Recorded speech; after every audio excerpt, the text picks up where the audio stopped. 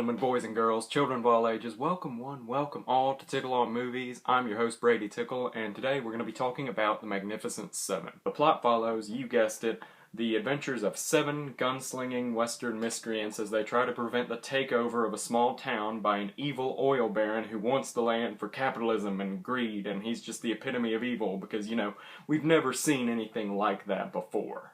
I mean, come on, seriously, evil rich guy, that's the best you could come up with. The Muppets have done that before. Look, all I'm saying is at this point it seems like every other movie that Hollywood churns out has an antagonist that is an evil, greedy, capitalist, wealthy, awful person. And it's just a bit cliched and tired at this point. Saying every capitalist ever is just an evil, greedy person is like saying every socialist ever is as evil as Joseph Stalin. It's not accurate. But hey, you know, we get it, Hollywood. You don't like the system that makes you millions of dollars. You don't have to beat us over the head about it. Regardless of unoriginal motivation, however, Peter Sarsgaard plays a mean villain in the form of Bartholomew Bogue.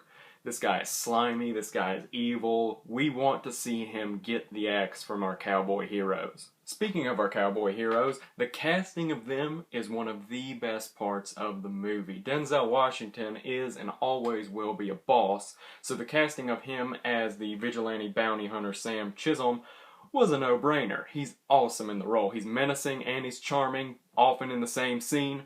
As always, Denzel is a treat to watch. And whoever thought to put Denzel Washington and Chris Pratt in the same movie together needs a raise right now because their chemistry is on point. As stern and serious as Denzel Washington can be, Chris Pratt is his wild, goofy foil. The two work perfectly together. I would pay so much money to see a buddy cop movie starring these two. Tell me that wouldn't make a ton of money. But yeah, Chris Pratt proves once again that he is leading man material. He's great in it. His character has a name, but he's Cowboy Chris Pratt. That's what I'm going to call him. That's essentially what he is, and it's gold. Vincent D'Onofrio is also a pleasant surprise here as another member of the Seven, Jack Horn. At first, his raspy, high-pitched voice kind of caught me off guard. I was kind of like, so this is what you're going with.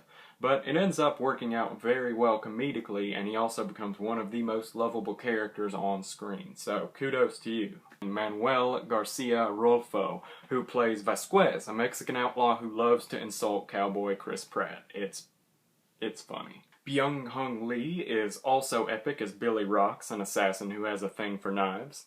Martin Sensmeyer is also great as Red Harvest, a Comanche warrior who doesn't say much but packs one heck of a punch with his bow and arrow.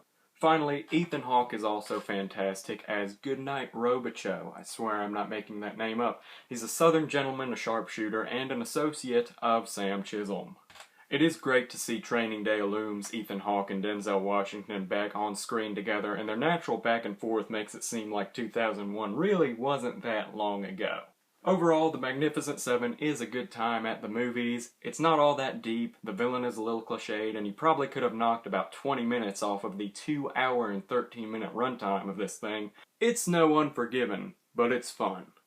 I give The Magnificent Seven 4 out of 5 stars. Thanks for watching my review. I hope you enjoyed it, and if you check out my full written review and other articles and upcoming videos, I'll be your Huckleberry.